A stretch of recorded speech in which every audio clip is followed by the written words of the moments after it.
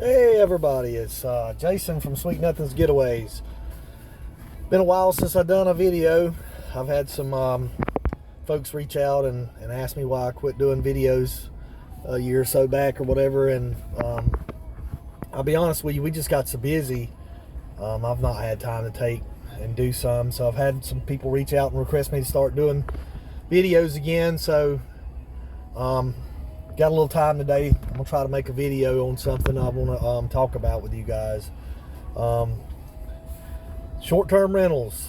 Owning a short-term rental, beach property, Emerald Coast, Panama City Beach, Destin, Fort Walton, Navarre, Perdido Key, okay, 30A, Rosemary Beach, Seaside, okay, short-term rentals, Florida coast. All right. Because of the current inflation, rentals are down this year. They're saying probably, and when I say this now, they're down from where they were a year or two ago. Okay, so they're probably down about 32 to 35%. I've heard some people say as much as 40 and 50.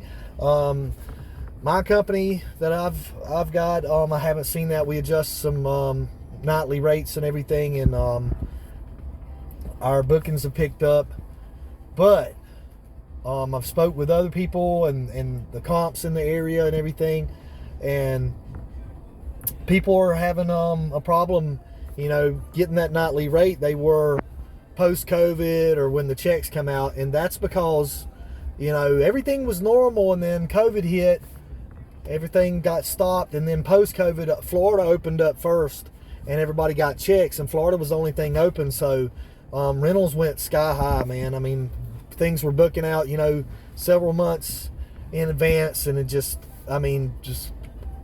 outrageous rates, because everybody was coming here, man. Florida was the only thing open.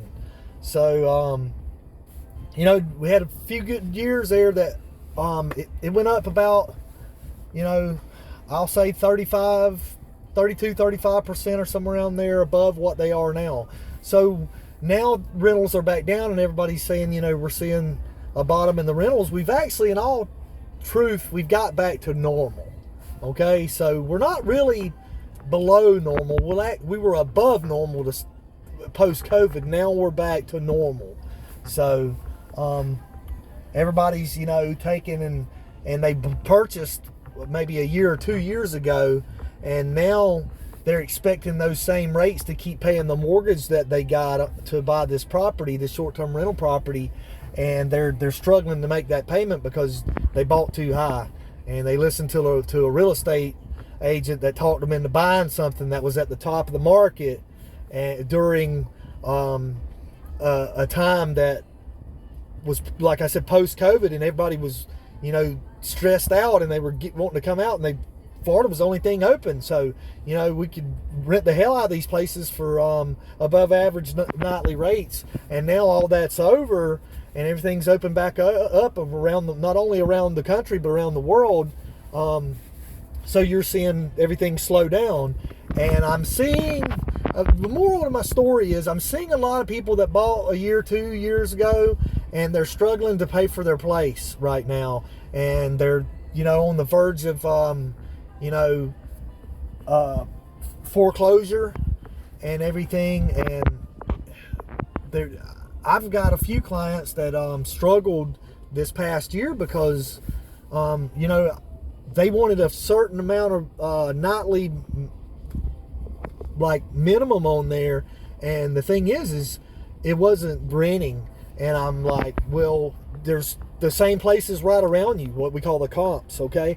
They're renting for below that. So if you can rent something that's the exact same thing in the exact same resort or area for a lower nightly rate, that's what people are going to go with every time. So the place ended up sitting empty, and I'm like, look, I'm going by what you said. You said you couldn't go below this certain minimum, so I set it at the minimum, and here we are. So don't complain to me, that you can't pay your mortgage or whatever. Well, I have to have so much a night to put. Well, the thing is, here's where we're at. Here's where I'm getting at with this conversation. Maybe you shouldn't have bought a property that's going to depend on the rentals to pay for itself. In short-term rental business, I wouldn't ever recommend you buying a property that had to be paid by the rental income alone. If you can't, if you're not in the place in your life financially, you know, that where you can pay for this place if rentals slow down, you don't need to buy one. Okay, I know all these YouTubers and these real estate sales people have told you about this easy money in short-term rentals, and it's not the truth. It's a hard job, man. It's a 24/7 job. It's a very busy job. You're on call all the time, especially if you're an owner manager. You know, if you're a management property owner, such as myself, I work pretty much around 10 months of the year, 7 days a week, 10, 12-hour days, 14-hour days sometimes. I worked on July 4th till almost 1:30 a.m. You know, while the rest of the beach was out here of the world, the rest of the world around me is, you know, out here watching fireworks and drinking and having picnics and stuff. And I'm out there working till 1 a.m. But that's part of it, you know. And then it slows down to where, you know, November and December are my slower months, to where that's when my family we go on vacation and go do the stuff we want to do because we have the time, and we've banked, you know, during the busy part of the year, we've banked enough to where when it slows down, I've got money sitting in the bank that I'm okay for a couple months till snowbirds come in, and they stay for a couple months till spring break kicks off. But anyway, I'm getting away from what I'm talking about. But I've seen a lot of people locally on Panama City Beach. They come in and purchased a year or two ago, and they paid way too much for their place, and they've got a mortgage on it, and now they're financially struggling to pay for it. I'm sorry, you guys. You got talked into this. So I'm just trying to give you guys some advice for the future, some of you guys that may be looking to get into this business. If you can't afford to pay for it, without, you know, the rent being there all the time, I wouldn't purchase it. You know, you need to be prepared to, because the economy the way it is right now and everything slowed down, have enough money in the bank that, you know, when the rentals slow down a little bit, you're not going to face foreclosure. Because I see a lot of people doing that right now, and it's really sad because they got talked into this easy money scheme just to be sold a property. Real estate agent gets his rip. He don't care about your rentals. He's going to tell you whatever he can tell you to sell you that property. Once he said that all the papers are signed and everything, he's on to the next customer and everything. So just a little video I wanted to talk to you guys. Because I've seen a lot of stuff go down since the last video I done a couple of years ago.